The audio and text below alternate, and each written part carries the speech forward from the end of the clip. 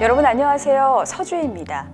제가 지금 나와 있는 이곳은 동덕여자대학교 르네상스홀 3층에 마련된 충강기념관입니다. 이곳은 한평생 동덕여대의 발전과 우리나라 여성교육을 위해 헌신한 충강조동식 선생의 생애와 업적을 만날 수 있는 소중한 공간인데요. 충강조동식 선생은 나라의 운명이 경각에 달렸을 때에도 오직 여성교육을 위한 성각적인 이념으로 1908년 4월 동원 여자의 숙을 모체로 지금의 동덕을 세웠습니다.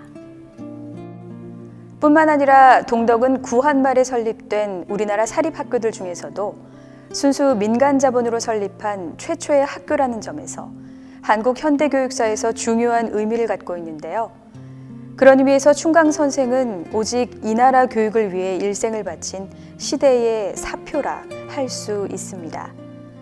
이곳 충강기념관은 험난한 시대를 거치며 동덕을 유지 발전시키는 데 일생을 바친 충강 선생의 발자취가 고스란히 담겨 있는데요.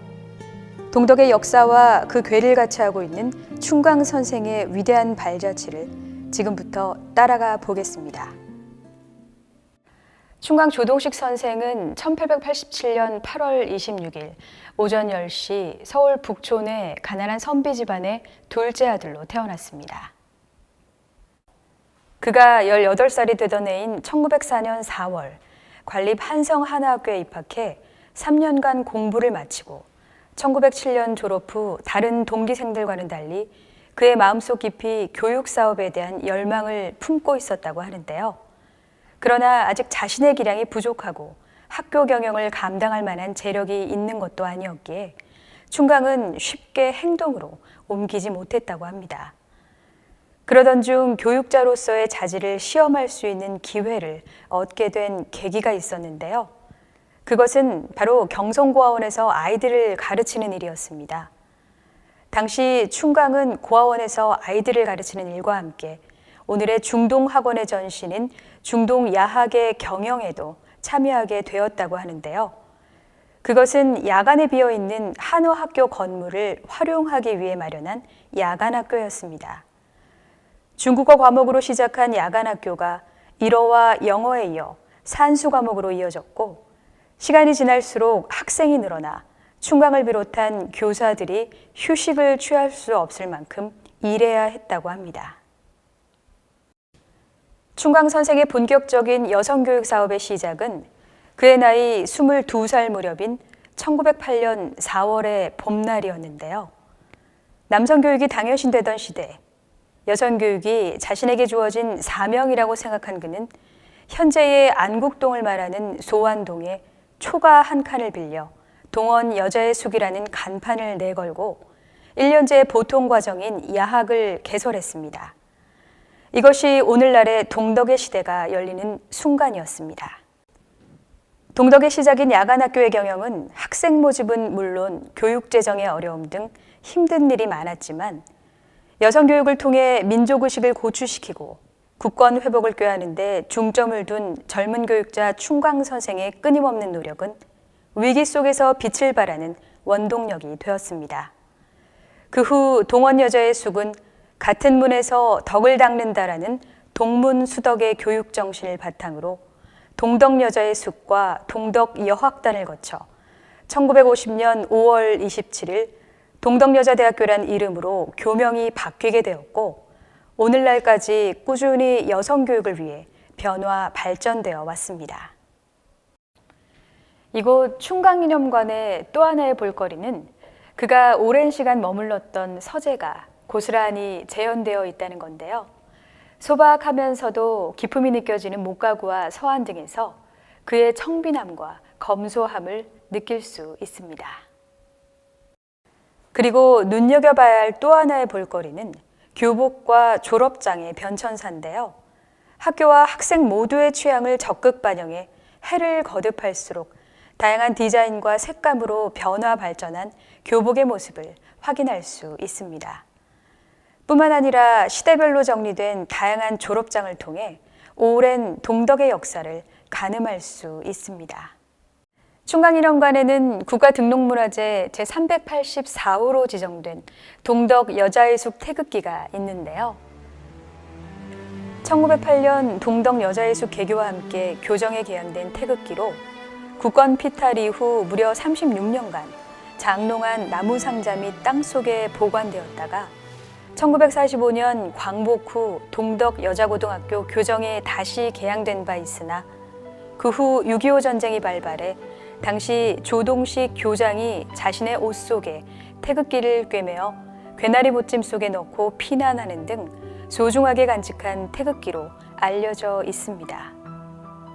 휴전 이후 동덕여자고등학교 강당에 걸어놓았다는 연영만큼이나 세월의 흔적처럼 많이 낡았지만 그 후 여러 곳을 보수하고 배접해 지금까지 보존해오고 있는데요. 무엇보다 교육자의 투철한 애국과 교육 정신이 올올이 배어있는 태극기의 일화는 초등학교 5학년 도덕 교과서에도 실린 바 있어 더욱더 상징성이 큰 문화재라 할 수 있습니다. 뿐만 아니라 1969년 충강이 타계했을 때 60년 동안 묵묵히 교육의 길을 걸어왔던 충강 선생의 서거를 애도하는 뜻에서 정부가 1969년 12월 국민훈장 무궁화장을 수여한 바 있다는 점도 우리가 기억해야 할 뜻깊은 일이 아닐 수 없습니다. 지금까지 충강 조동식 선생의 발자취를 함께 살펴보았는데요.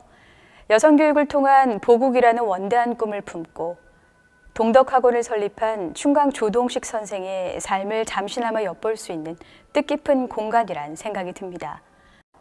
무엇보다 절체절명의 위기 속에서 굴하지 않고 여성교육을 위해 평생을 헌신한다는 것은 그만큼 많은 결심과 노력이 동반되어야 했다는 일이었다는 것을 충강 선생이 남긴 소중한 유산을 통해 확인할 수 있었는데요. 아울러 인생을 산다는 것은 자신 앞에 놓인 불완전한 삶을 한결같은 인내로 거침없이 걸어가는 것이란 걸, 그 삶이 모여 하나의 역사가 된다는 것을 이곳 충강기념관에서 공감할 수 있기를 바랍니다.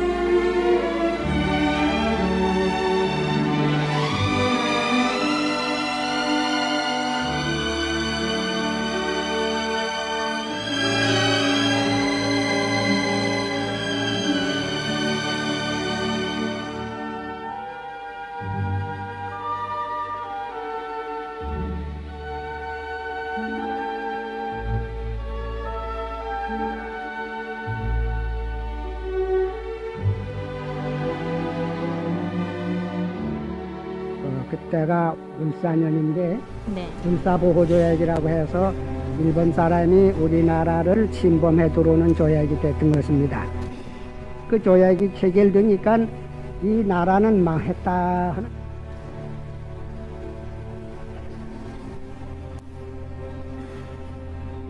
무엇보다도 우리가 이 국력이 약하다고 하는 것은 결국 지식이 부족한 까닭이다. 네. 그러면 교육을 확장을 해야 되겠다 하는 소리가 몹시 커졌던 것입니다.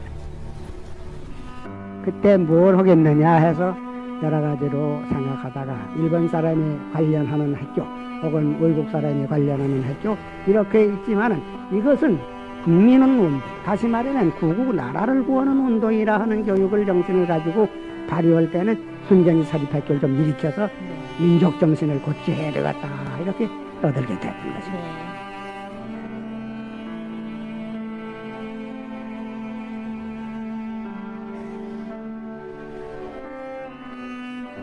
그러면 그 교육을 하는 데는 남자 교육만 해서는 도저히 힘이 약하다. 왜 그러면 국민의 반수가 되는 여성인데 네. 여성 교육은 전전 무시해버리고 남성 교육만 한다고 하는 것은 단만 해도 그것이 힘이 약한 대로 흘러지고 말 것이니 여성도 교육해야 된다 그런 생각을 했던 것입니다.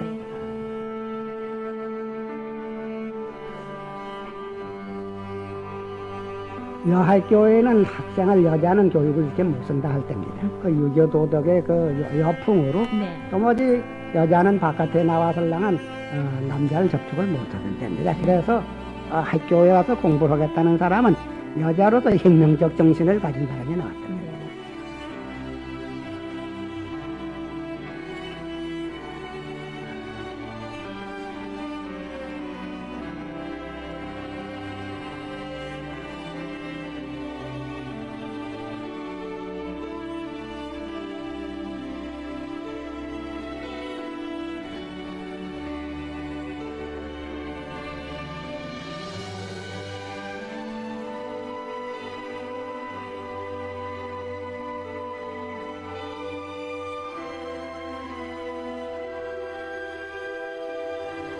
지금까지 60년 동안을 여자 교육을 하기 때문에 내 정성을 다 바쳐서 여성의 문화가 네. 남성과 수준이 같이 되는 정도까지 돼가기를 바라고 있는 바람입니다.